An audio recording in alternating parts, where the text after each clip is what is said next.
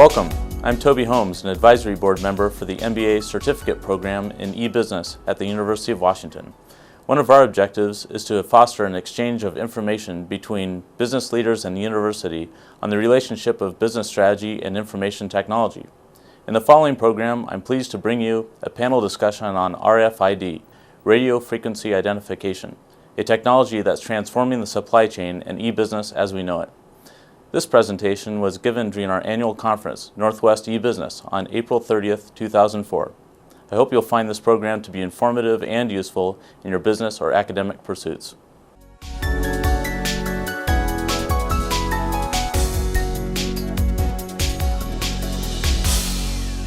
Hi, good morning. My name is Ted Klastorin. I'm a professor in the Department of Management Science, professor of operations management at the UW Business School, and it's my pleasure to moderate this panel this morning on radio frequency identification, or RFID.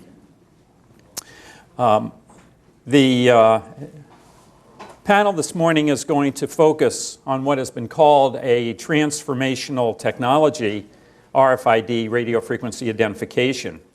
RFID is a very simple technology that's actually been in use for many years, actually since World War II.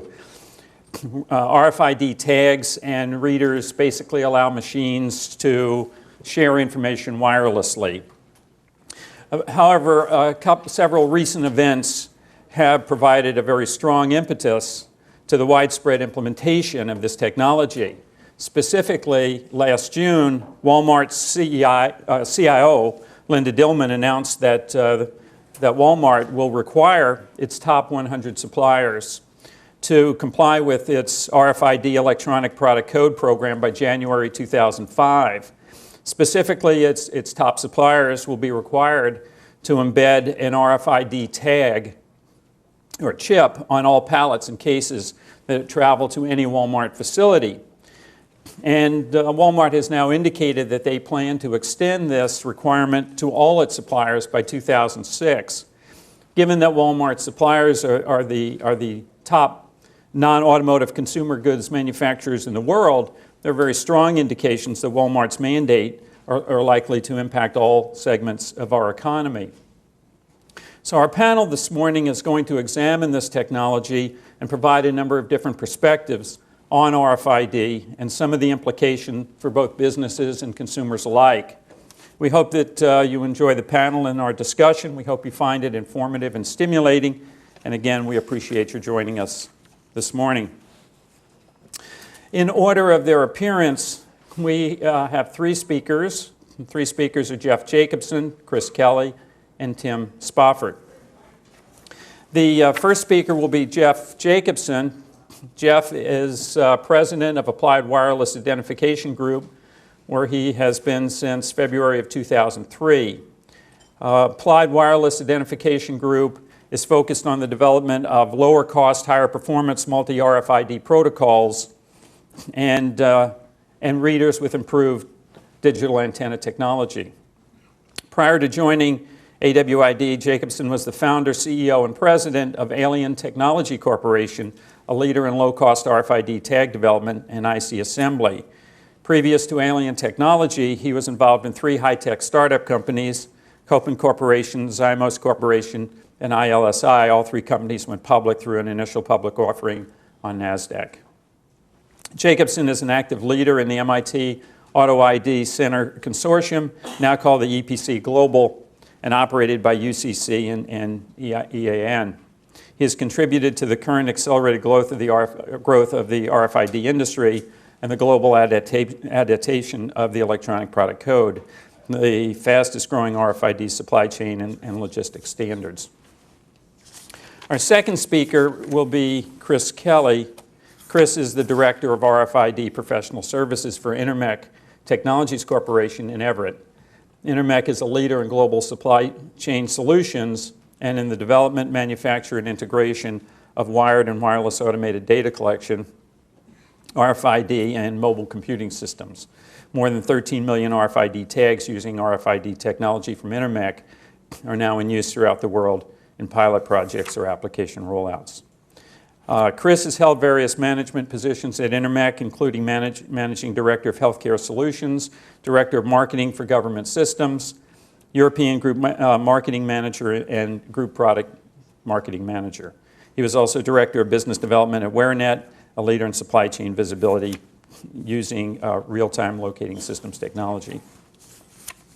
And our final speaker is Tim Spofford. Tim is the Director of Operations for Hewlett Packard Company's Consumer and Supplies Imaging Printing Group for the Americas.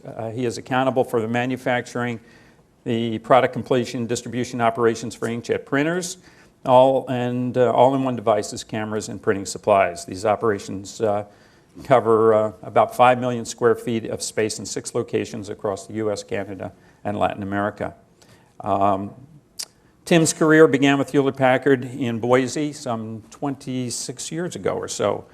His time with HP has given him the opportunity to manage in several sectors of the company while living in communities around the US, including Oregon and Richmond, Virginia. He currently resides in Vancouver, Washington. So with that, we will start with our first speaker. I'll hand the podium over to Jeff. Good morning. Applied Wireless is an RFID reader manufacturer. These are a few examples of the types of either handheld appliance, or fixed location readers that we manufacture. Why radio frequency identification? It's an improvement on a 30-year-old technology called barcode. It allows you to put more information onto a package. It allows for less human error. Every product is capable of having unique identification. So now one bottle of Coca-Cola is different from another bottle of Coca-Cola. If there's a failure mode somewhere in the factory process, you don't have to recall everything you've manufactured, just identify the products that were manufactured within a given period of time. More inventory turns, less inventory, less waste, more recycling. There's a common understanding out there that if everything that we purchased had RFID on it, about 80% of everything that goes into a landfill would never go into a landfill again. We'd be more efficient, our products would cost less, we would have less waste. Manufacturing and distribution efficiency and greater profits are what's driving this. There's kind of like a earthquake underwater out at sea that's occurred with Walmart, Albertsons, Tesco, the Department of Defense, all placing mandates that RFID will be used in pallets and cases in this coming year. As new companies join these groups, the emphasis on implementation becomes even greater. The number of people involved become much larger, and what you'll see in the next year is a huge wave, a tsunami of activity in radio frequency identification. Now, you're familiar with this technology, and it's been used for auto toll collection, auto entry, employee badges, etc. There's a list up there. It's now being implemented for anti-cloning and anti-theft purposes. But there are 4 primary areas that exist within RFID. The manufacture of tags, the manufacture of reader hardware, middleware and software that allows us to operate with your current electronic systems, and the systems integrators that actually install this hardware. It's a pretty simple technology from the standpoint that you have 2 types of tags. Active tags, which have their own power, their own energy, and they only respond when you broadcast their identification code. But they can broadcast over a large range, because several hundred meters, because they have their own power. But the primary emphasis of RFID today, where it's going to be used on cases and pallets in logistics, retail environments, supply chain, are going to be around the area of passive tags.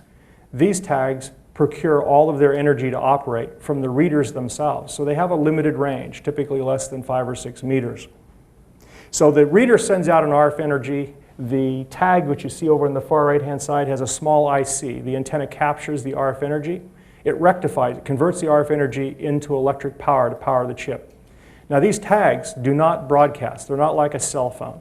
They reflect. When the tag is using the energy, there's nothing coming from the tag. And when the tag is essentially not processing at that moment, the energy is reflected back towards the reader. So it's kind of reading the negative or the inverse. And that's called an air protocol, the communication between the tag and the reader. There are a lot of protocols out there. Consider them as operating systems for tags and readers. Traditionally, up until Walmart, the Auto ID Center, and now EPC got involved, you had a dozen major protocols around the world that were being used, and every major IC manufacturer had their own protocol that was proprietary to them. It was equivalent to each of you owning a cell phone, but you could only talk to another person that had the same brand cell phone that you did. With EPC and with the efforts of the Auto ID Center, a significant number of retail and manufacturing companies around the world have been brought together and basically focused on creating one standard that could operate globally. Now, all of these other standards still exist and are still in use. And even within the Auto ID Center itself, there are currently at least 4 different protocols, which are all called EPC at this time. But that's going to be necked down and narrowed down. One of the advantages that we have in our reader hardware is the fact that we read all commercially available protocols today. The industry driver behind EPC, which is governed by UCC and EAN, which control barcode around the world, are about 300 corporations that have currently joined. Some are retailers, some are manufacturers, but they control a lot of the gross national product that flows around the world. You've got 2 basic technologies that have been used historically. You can build a transmitter receiver for a reader that has a transmit antenna and a receiver antenna, but it doubles up on your electronics. Or you can go to something that was basically developed around 1980, where you have a single antenna which broadcasts the RF energy and then looks for a response or a reflection back from the tags. That reduces the number of antennas. It also reduces the cost of the overall system. To the right, you'll see a number of companies that manufacture reader technology and the kind of technology that they're currently using, whether it's 2 antennas or 1. Every company has to have something unique and defendable, something that they can develop their business around. If there's only 2 things that you know about us at the end of this presentation, we've developed 2 patents which are considerably different from everyone else in the industry. The electronics that you see in the center of that screen, AWID, is about 2.5 inches by 4 inches. That is the entire reader electronics in our reader. If you look at the others, it's to scale. Transcore is 15 by 15 inches, Tyco is roughly 12 by 12 inches. What we've done is we've basically developed a technology that came out of some military work that our engineers did before we started the company. And we have a network, resistors, capacitors, inductors, and diodes right here. That replaces the conventional 3-dimensional RF components that you find in every other reader. If you look to the readers on the right, all those big boxes and all those ferrites and all those coils now disappear.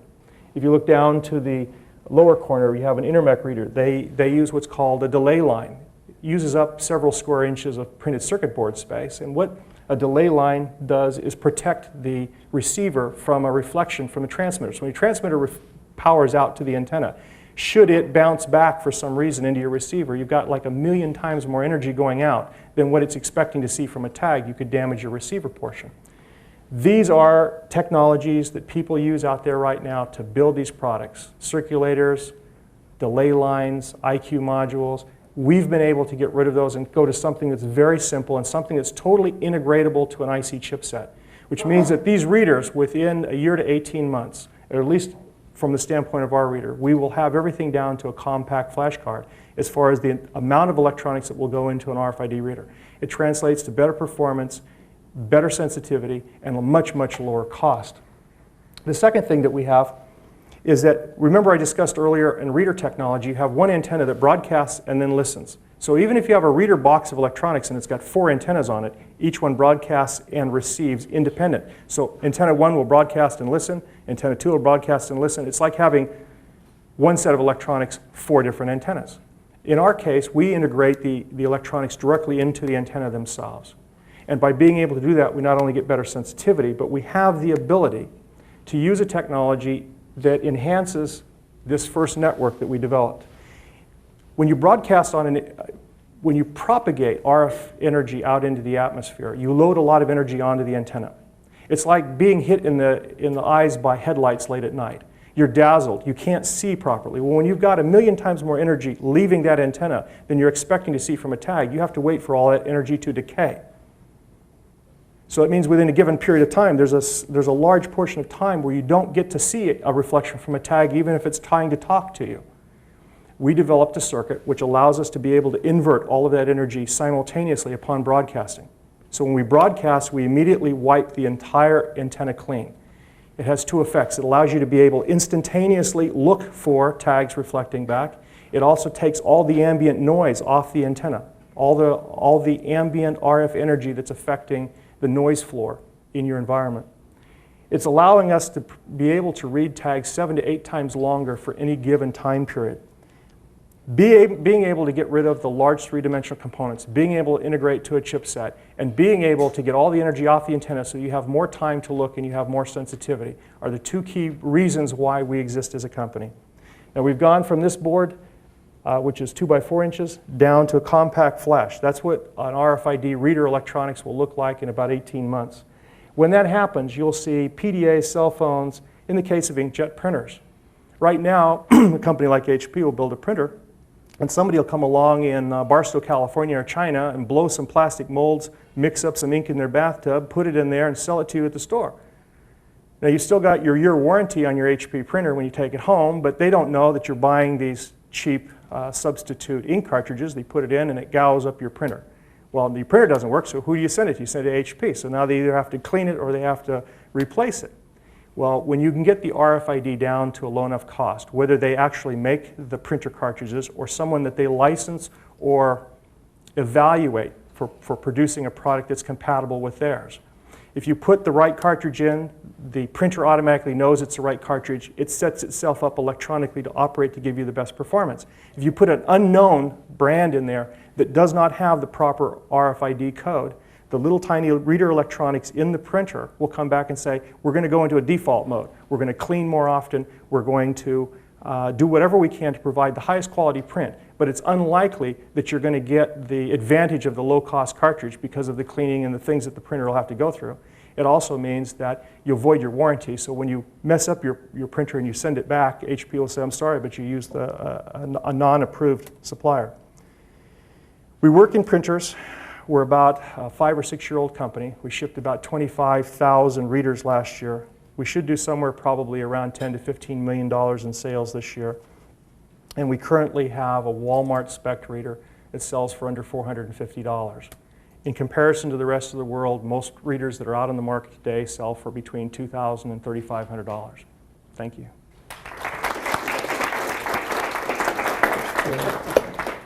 Well, good morning. Again, I'm Chris Kelley. I'm with Intermec Technologies Corporation.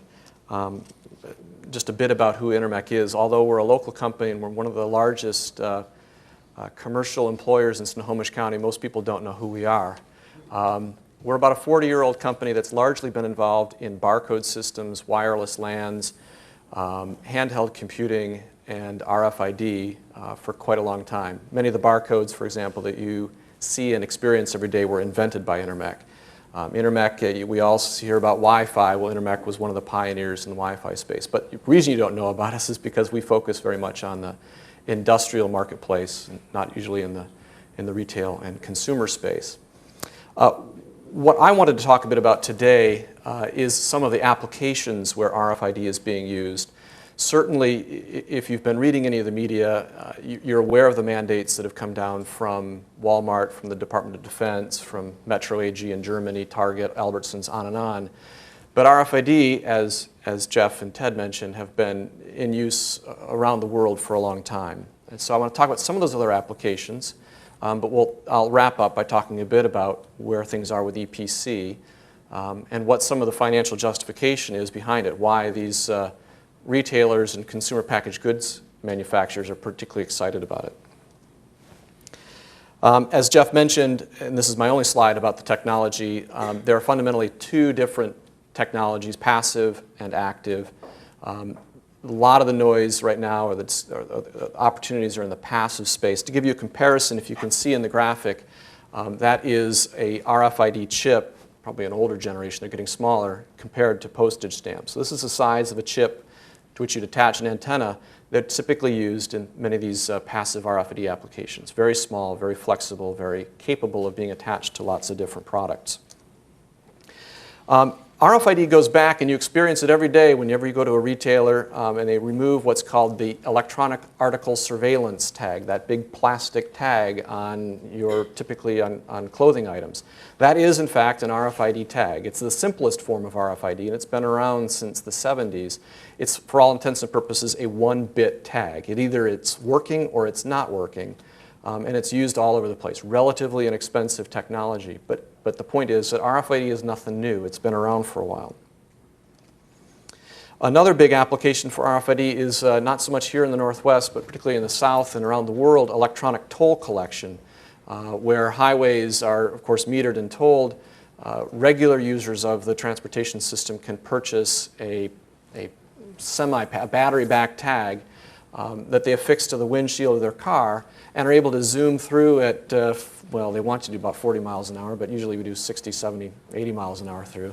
And it reads reads your vehicle, the tag, and debits an account that you have with the toll authority. There are probably 100 toll systems like this around the world using RFID now for toll collection. Virtually every rail car in North America and many of them in Europe, in fact, have 2 RFID tags on them now. The rail industry has been using RFID to keep track of where their rail cars are, whether they be the locomotives or the freight or passenger cars. You can imagine the logistics issues associated with running a railroad. I need to have a grain car in Boise, Idaho on Tuesday. Well, where are they? So RFID is used with trackside. You can sort of see this is the antenna alongside the track, and right down here, hard to see, but there's a tag. So next time you're sitting at a crossing gate, let's see if you can't see an RFID tag. So it's being used all over the place in transportation. For those of you that get access to a building by presenting an ID badge, that is RFID. That's got an ID number on your badge. An interrogator, usually at the doorway, reads that and authorizes your entry. An application right here in Washington at the border between Washington State and Canada at Peace Arch Blaine is using something not unlike the toll tag. They call it Nexus, where pre-approved, pre-cleared individuals will receive, much like a driver's license, a photo ID card with RFID in it, and can bypass what can sometimes be a 2-hour wait at the border, bypass that line and come right up to a customs gate, scan the card, the customs official, immigration official sees a similar photographic representation of who's supposed to be holding that card and clears the drivers through. That is being rolled out across the northern border in the next couple of years, and the southern border we expect within about 5 years. Tire tracking. You must have been asleep if you weren't aware of some of the issues that Ford and Firestone had a few years ago. And the outgrowth of that was the Transportation Recall Enhancement Accountability and Documentation Act that the federal government passed. Now, it isn't specifically an RFID, but it does direct the manufacturers in the supply chain for tires and other items, car seats and things like that, to have a better accountability and better lot traceability. So the industry, the Automotive Industry Action Group, AIAG, along with manufacturers and manufacturers of tires and manufacturers of vehicles, and now even Walmart, believe it or not, I think Walmart is probably the largest tire retailer in the world, are looking at RFID as ways to track the tire from manufacture. So imagine this little electronic circuit potentially being inside of the tire during vulcanization, going through the supply chain and being read when that tire is attached to the vehicle, therefore associating that tire with the vehicle identification number. I mean, imagine the ease that Ford and Firestone would have had during the recall process of finding the tires that in fact were faulty, and RFID can enable that. Baggage tracking was before EPC and Walmart the big holy grail when it came to passive RFID. Long before 9/11 was the notion of positive passenger bag matching initiatives, ensuring that the bags that get checked onto the aircraft go along with the passenger that's boarding the airplane. Airlines have been looking at embedding a passive RFID chip into that bar-coded bag tag that's attached to millions and millions of suitcases every year. Their active pilots have been going on for a number of years. It hasn't been fully deployed, but a number of airlines are looking at it. So expect as the technology becomes lower cost, keep in mind you're throwing away that RFID tag every time you use it, you'll start seeing that deployed further.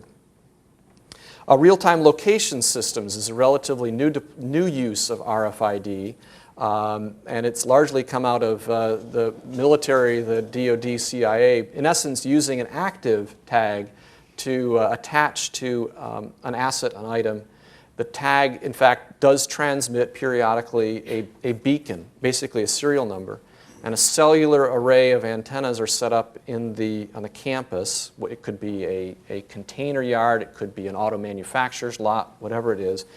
And that cellular array of antennas precisely locates the tag and therefore the asset, typically to within 3 meters. Applications you can imagine where this is being used or has applicability in seaports, the ISO containers that come off ships, they just get dropped in the middle of a 100-acre field. Where is that container that contains, I don't know, Target's next weekend's sale merchandise? So being able to track and find stuff. Auto manufacturers are using real-time location. You can imagine, let's use Ford again. 100 red Tauruses come off that line. Well, that red Taurus that's manufactured actually belongs to the dealer in Wichita, right? And they need to make sure they get the right vehicle on the right rail car at the right time. If you can't find that vehicle, you're toast. It costs them a lot of money to leave a vehicle behind. So another application of RFID is real-time location systems. But the Holy Grail, as Ted and Jeff, and I'm sure Tim will speak to, is this notion of the electronic product code that first got its life breath from MIT, a research group called the Auto ID Center, which last fall was adopted or drawn into the Uniform Code Council, which, as Jeff mentioned, is the arbiter of all the UPC codes that are used around the world.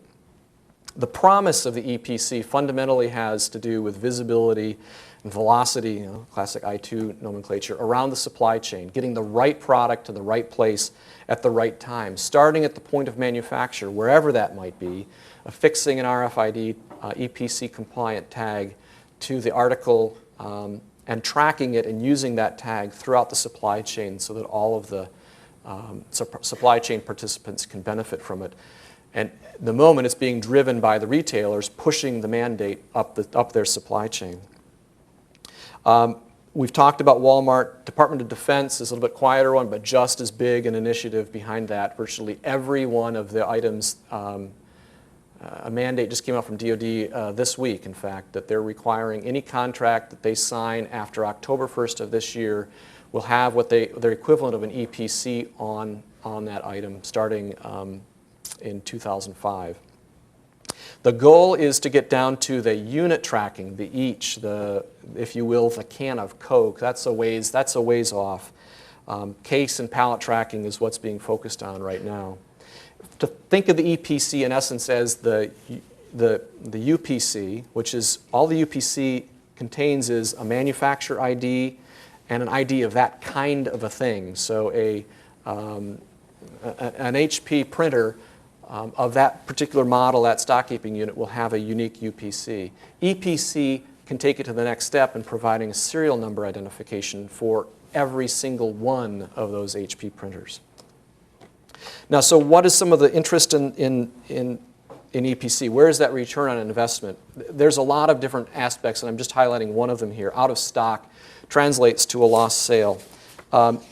There's some research that suggests that 1% increase in merchandise availability yields a 0.25% increase in sales. Additional research suggests that with better supply chain management using RFID, retailers could increase their stock availability 6%. So if you look at a Walmart, for example, and this is just one of their ROIs, that generates almost $4 billion of additional revenue each year. Out of stock, by the way, research suggests happens 12 to 20% of the time. So 12 to 20% of the time that you and I walk into a retailer looking for something, 12 to 20% of the time what we're looking for is not on the shelf. So ability to use RFID to what they call pre-plenish the supply chain and make sure that the right stuff is sitting there and on the shelf for you is one of the big objectives. Other big elements of RFID include theft reduction and counterfeit reduction. Jeff mentioned counterfeit. I think an estimate I read was $500 billion a year is lost to retailers and consumer packaged good manufacturers because of counterfeit. So what's next for EPC? My last slide. There's a lot of pilots happening right now. In fact, Hewlett Packard will speak to that. A lot of folks are trying the technology out, seeing what effect it's going to have, how they can comply with the mandates provided by the retailers. But more importantly, they're looking at, okay, how do they get benefit from this? How does this translate into not just a cost to a manufacturer, but how does a manufacturer actually benefit from this? There's still a lot of standards work that needs to happen. There's a standards process being done right now by EPC Global that should lead to tailoring all of Jeff's different protocols down to a single protocol, which we believe will be UHF Generation 2 later this year. So you'll start seeing adoption and technologies coming out from lots of vendors. Jeff may disagree with me because his organization, Alien, was one of the proponents or was the company that came out first with the message of a 5-cent tag. But I personally believe a 5-cent tag is still a few years away. But that is what it's going to take, the low cost, because they're a disposable tag. The low-cost tag is what's really going to drive, and it's a chicken-egg thing, right? You know, billions of tags need to be purchased and ordered from semiconductor manufacturers in order to get the cost down. And the whole notion of eaches or unit-level tracking that can of Coke that I purchased, I also think is a long way off and may require different technologies. So with that, I thank you very much, and I pass it off to Tim.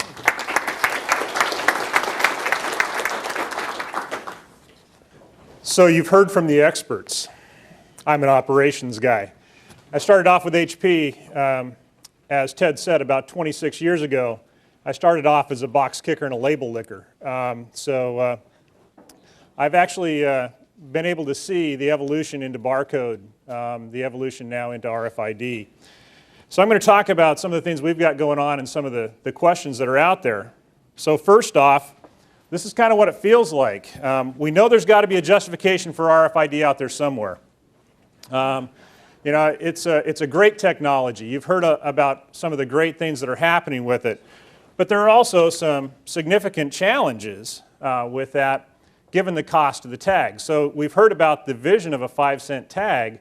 We're currently paying between 25 and 30 cents a tag. If you look at just toner cartridges, as one of the products that I'm responsible for, we ship out about 2 million toner cartridges every month. And 2 million toner cartridges every month is a lot of bucks when you're paying 25 to 30 cents per tag. So how does it work in the supply chain? We've talked about the tags, we've talked about the antennas, we've talked about the readers. You've also heard Jeff mention the middleware.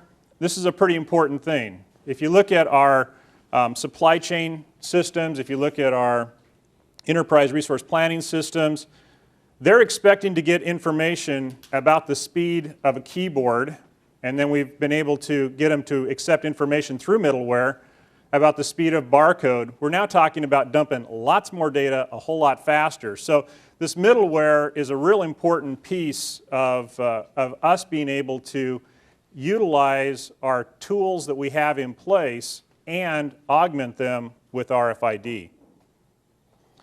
So where can it add value? Clearly, it can add value from the manufacturing floor, through distribution, transportation. There's a lot more value as you start moving down that supply chain, though, around the out-of-stock percentages that Chris was talking about. So you want to make sure that you've got it in the back room, but you also need to make sure it's on the shelf. Once it's on the shelf, you want to be able to make sure that you can process that sale, so the point of sale becomes very key. And then finally, you want to sell everything that leaves the front door. We don't want things walking out. So today we have the technology that is similar to this in a very simple form that does our electronic article surveillance at the store level. So what's the business case from a supply chain perspective? Well, the first one we've talked a lot about. We've got to retain our customers. And so we've got a big customer out there. We've got a couple of big customers out there, one being Walmart in the consumer business that I'm accountable for, that is requiring that we tag cartons and that we tag pallets. Another is DoD. We have our commercial products that flow in through DoD that they want to be able to utilize for an asset tagging perspective. That can just be a tax, however. And if we're talking about 30 cents a carton, it's a pretty big tax that we're having to pay. So the next step for us is to really look at how can we improve the efficiency of the supply chain. So we have opportunities to reduce labor in the transformation and the movement of goods. We have opportunities to increase the velocity where we have bottlenecks today based on reading a bunch of barcodes or managing a process that can become a bottleneck. We also have a great opportunity to improve the quality of the products that we're producing and the accuracy of our processes. So we've invested a lot of time, energy, and line speed or capacity in allowing ourselves to make sure that we're barcode reading every item that goes into a printer box. Because the last thing you want once you buy a printer is to get it home and not have the drivers or not have the power cord. So this is an opportunity for us to speed that along. Today, we have to also keep all of that information in a standalone system, a line control system, and we can't keep that data forever. So it's very hard to go back and look at the genealogy of a product if we do have a defect in our processing. And then finally, in-transit visibility and accountability. So when we talk about the out-of-stock percentages, we have similar waste, if you will, in the supply chain from an inbound perspective. If we've got printer engines, but we don't have a box, that's a problem. We've got our high-value item, maybe we've also got our inkjet cartridges, but we don't have a box because we've had a holdup at a port or we've had a holdup in manufacturing, distribution, delivery. So it's really important to us to be able to increase the visibility of what we have coming in. And you know, this is a standard and has become a bit of a cliche to say that we want to replace inventory with information. This is a tool that allows us to contribute to that. And finally, the data collection. So we will be able to collect data that we have not been able to collect before. It will allow some data to travel with the product, where in the past, to try to barcode the data that we wanted to go with the product, you'd end up with all barcodes on boxes instead of being able to have information that speaks to our customers.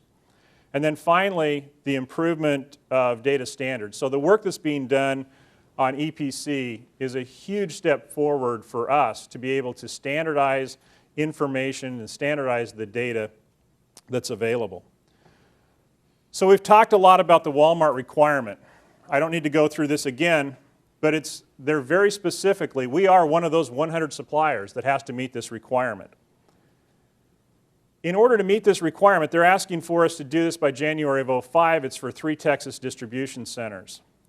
We looked at one way to meet this requirement was to actually tag every box that we took through our distribution centers, our product completion centers, or manufacturing.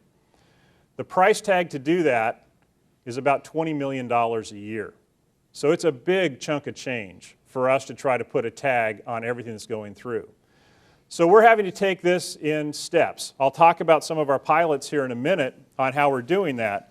But we're actually piloting both the process of putting on a tag and getting some efficiency out of it, and we're also doing some standalone and sidebar activity to be able to ensure that we're meeting the requirements of Walmart. Across the supply chain, we've talked about there are many opportunities for us to try to reap some of the benefits of RFID. Everything from, I'm going to start actually on the opposite end of this chart, start on the right-hand side of this chart, your right-hand side. From post-sales, this is a huge payback to manufacturers. About 7% of the printers that go out come back. We have a Nordstrom society, if you will, on allowing consumers to return products for whatever reason a consumer decides to return a product. So the opportunity for us in the post-sales recycling, sorting, returns, being able to take a returned unit and turn it back into a productive, sellable unit fast is a very important thing. We don't rot as fast as bananas, but there is a price to valuation curve that's fairly steep. Also, from a warranty perspective, the opportunities that were mentioned by Jeff to potentially be able to validate and do the warranty that's required and do a better job of that for folks who really deserve the warranty and not have to provide a service that's broad across people who basically are getting a warranty service inappropriately from Hewlett Packard. So as you move back, clearly from a retail perspective, we've got the opportunity for automated receiving. We've got opportunities to replace our electronic article surveillance tags that are there today. We can go all the way to a smart shelf, so we know what consumers are doing at the shelf, what's selling a product, what isn't selling a product. The areas that I have highlighted in red boxes, Hewlett Packard actually has pilots in each of these different areas. So we're trying to learn how can we improve the automated receiving? How can we do a better job of tracking shipments? How can we control our inventory better and have automated shipping processes? And finally, how can we improve the efficiency in our manufacturing or assembly processes? So there are a number of considerations in the implementation of RFID, and you've heard a number of these mentioned earlier. But let me walk through them kind of from an operations manufacturing perspective. First and foremost, you've got to deal with the business considerations and the business requirements of our customers. It doesn't do any good to say we don't want to do it or we won't do it. We need Walmart. We believe Walmart needs us as well in the consumer electronics field. But definitely we've got to meet those requirements. But the second step of that is really looking at the tag and the equipment costs. The tag cost is very high. The tag cost is coming down. As we talked about before, this is a bit of a chicken and an egg. You've got to buy more tags to drive the price down. At the same time, you can't afford to buy too many tags at the price that they are today. Equipment cost is definitely coming down. There's been a lot of good work done at the equipment level to ensure that the standards that are being considered are covered so that we can make some capital investments today and know that there'll be good capital investments in the future. We've also got to look at the overall value contribution of RFID. Where are we going to get the big bang for the buck in RFID? And ensure that this does not just become a tax that we pay in order to sell our products to the Department of Defense or sell it through Walmart or Target or Albertsons or the others that have been mentioned. You've also got to have the ability to utilize the new data streams. Data is clearly an asset, but data is expensive to gather. Whether it's through the technology of RFID, through barcodes, through people typing it into a keyboard, you can't afford to collect data that you don't know what value you're going to get from it. So there's a lot of work that has to be done to really define, how are we going to be able to utilize that information. We've touched a lot on the stability of technology. I think we're stabilizing this technology as time goes on. But I'll be very honest with you, in some of the pilots we've got going right now, we do not have a read rate that's acceptable to meet the Walmart requirement. So the technology is still evolving and still improving. We heard a lot from Jeff about what's happening from a reader perspective. A big one that I think is being worked on through the EPC standardization is the standardization of the tags, the standardization of the equipment, the standardization of the data. But there's also been changes in the standardization of the requirements. What's happening? We've had a number of resets that have happened on what truly is going to be required from Walmart. They're definitely also learning as we go through these processes. Finally, the implementation complexities. We've been working with RFID in our product completion centers for about 8 months at this point. So this is not a quick and easy thing to do. It's not like implementing an ERP system, but there are a lot of things that have to be done to be able to really get the value out of this. And finally, one of the challenges that we've got is the perception of a violation of privacy that's associated with RFID. one of the things that the EPC has come out with as we tag product is also a label that has to go on every carton that basically says there is an RFID device on this product, and you are welcome to tear it off after you buy the product. It's kind of like the Surgeon General's warning on a pack of cigarettes. I'm sure it has a much bigger kick early on than it does after it's been there a while, but it's a concern for privacy, and I believe it's a perception of privacy. I believe if you look at the technology, the risks around privacy are very minimal, but there's still that perception of privacy, which what that means for us as a manufacturer in the supply chain is that the tag is going to be killed at the point of sale. And once that tag is killed, then one of the big benefits on the reverse logistics side, the ability to be able to use that in recycling, the ability to use it in our returns process, is essentially not available to us. So we've got a number of pilots going on, and I just wanted to talk a little bit about these pilots to kind of let you know how we've approached this. In Sao Paulo, Brazil, I have a manufacturing facility that's manufacturing consumer and commercial printers. We're actually setting up lines that are to beta test RFID. We're setting up parallel lines, one using RFID, one not using RFID. Now again, there's no requirement immediately in front of us in Brazil to utilize RFID for resellers. So we're actually doing this as a productivity pilot. It's actually great for us because it's a fairly small environment where we can utilize RFID without the huge cost of doing RFID inside of my manufacturing or product completion that hits the rest of the Americas. It also allows us a controlled environment to be able to see what's going to happen with product quality, what's going to happen with the efficiency of the line, and information availability.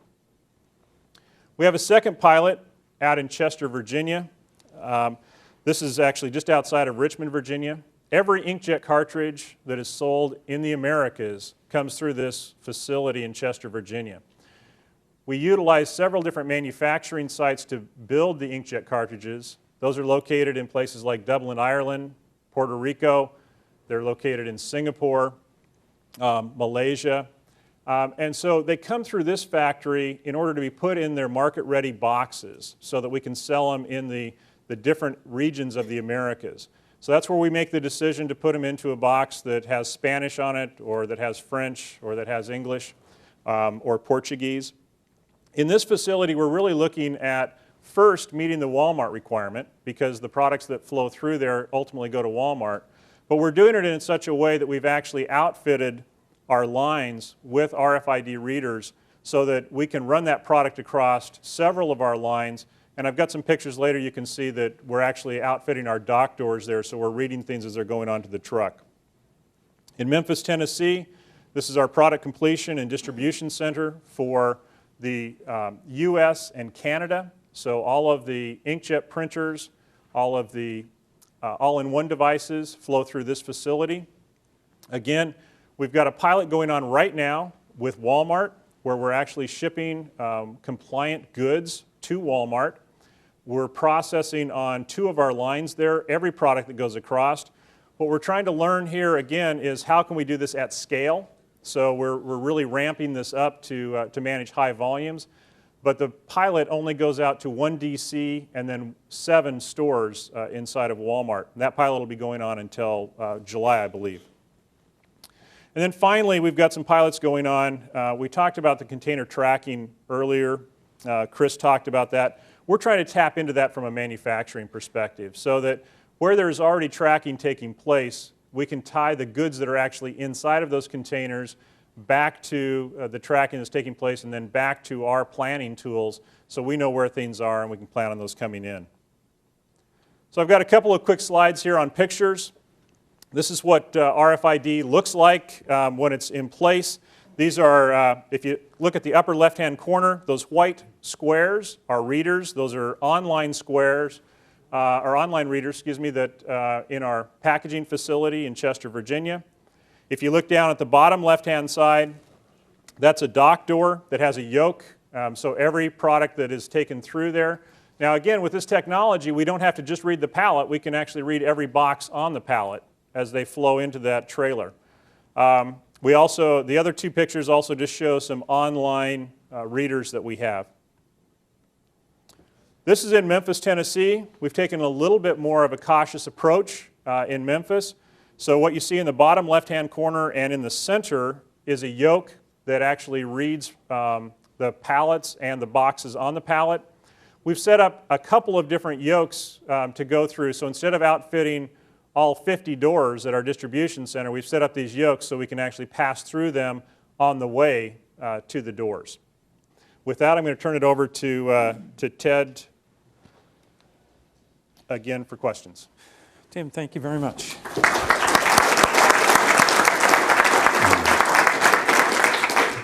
We have a few minutes for questions. Yes, when do the three of you predict that we will see 5-cent tags, 1-cent tags, and 1/10 of a cent tags? Because it seems to me to get a RFID tag on a bottle of Coke, you got to get down to 1/10 of a penny, roughly, or something in that range. Even a penny is probably too expensive. And a second kind of related question is, what do you see happening in the intersection of RFID and GPS in terms of how it might impact the supply chain, especially the next generation GPS that's starting to come on? Yep. As far as tag costs, it's possible, because I've already done this, to sit down with a spreadsheet and plug all your costs in and figure out what you have to be able to manufacture in order to achieve a 5-cent cost. Right now, with the protocols going through additional change, ICs being updated and being redesigned, new processes being integrated for the adhesive materials, the types of antennas. To give you a good example, if you take an IC that's commonly used in industry today, it's about 1 millimeter on a side. You take that down to 400 microns on a side, and all of a sudden you have infinitely more. If you take the dicing alley, the streets and alleys where you saw up the wafer to get individual die, and you reduce that from, say, an industry standard of 80 microns down to something like 10 microns, all of a sudden you have a tremendously large increase in the number of die per wafer. Well, the cost of a wafer is the cost of a wafer, whether you make RFID out of it or not.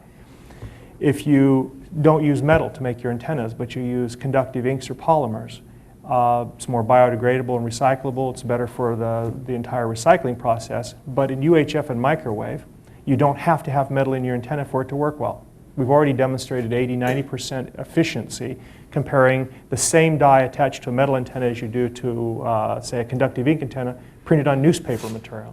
So you can bring the cost of the antennas down, you can bring the cost of the dies down, you can bring down the cost of the assembly, and all of these are in play right now. Now, as far as, there are tags out there commercially available today that are in the 10 to 20 cent range right now coming out of Europe. Companies like EM Marin is an excellent example. Great performance. They're not currently EPC, but they're bringing out an EPC version. Shortly, you will see new designs, like the new matrix design just came out at 400 microns, start to impact that cost. I believe that you'll see tags in the 10 cents to a nickel probably within the next year to 18 months. You definitely within 24 to 36 months, you'll see tags approach a nickel. And to your question about RFID and GPS, it's actually being used extensively now. GPS, however, tells the GPS receiver where it is. It tells, you hold a receiver and it tells you where you are. It doesn't tell the supply chain where that item is. So it's typically only going down as far as a vessel or a vehicle that's carrying tagged items. Qualcomm is big in the space with GPS-enabled cabs, communication systems for trucks, and of course it's being used to track ocean-going vessels. But I don't expect that GPS will ever get down to the pallet, the container level. The technology is not quite right for that. That's sort of where this real-time location system crosses over and makes a good fit. GPS doesn't work indoors, doesn't work through foliage. It uses a lot of power, it's expensive. This is, I think, where you'll see more from the data nesting and being able to tie the data out to that level. So you will, in fact, and do, in fact, today have RFID-enabled goods tied to GPS inside of a larger container tied back to a different data system. So I think those things will happen, but I don't think it'll roll down to the We didn't speak of it, but level. there's a company called Savvy down in Mountain View, California, doing a lot of stuff, work with the Department of Defense and tracking containers, and that's moving slowly but progressively into the commercial space as well. As far as taking the tag cost down to something like 1/10 of a cent or a penny, although it's an ideal place to go, you don't have to get anywhere near there. Anything probably below 3 or 4 cents, and you could tag almost everything. It costs 5 to 7 cents for labor only to scan each item that goes through checkout stand at Walmart. It costs 3 to 5 cents to put every single item on the shelf. I mean, you can go through the cost analysis that if you could automate and make that so much more efficient. And last year, 7% of the shelf space at Walmart went vacant. On average, 7% of it didn't have sufficient or the right products on the shelf. So all of those things will enter into the fact that tags do not have to cost a penny. Tags at 3 cents would be phenomenal, and you'd find them on almost everything. That's probably a good answer to end on. Thank our speakers again. Thank you very much, gentlemen. Appreciate it.